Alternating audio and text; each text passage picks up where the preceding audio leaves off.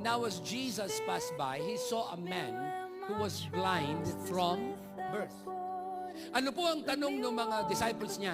Teacher, sino ang may nagkasala? Siya ba? O parents niya? Kaya siya pinanganak na bulag. Pansin niyo po ito ha. Ito po ang tradisyonal na thinking ng mga tao. Na kapag ang isang tao may hindi nangyayaring maganda sa buhay niya, tingin natin may ginawa siyang kasalanan. Siguro kaya ka na COVID, di ka nagde-devotion. Ha? Siguro kaya ka may problema kasi meron ka pang hindi pagpapatawad. Sandali!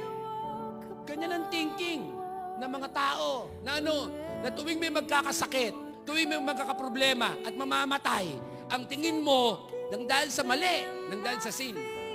That's additional thinking. That's religious thinking in fact. Sabi ni Jesus Christ, Jesus answered, neither this man, nor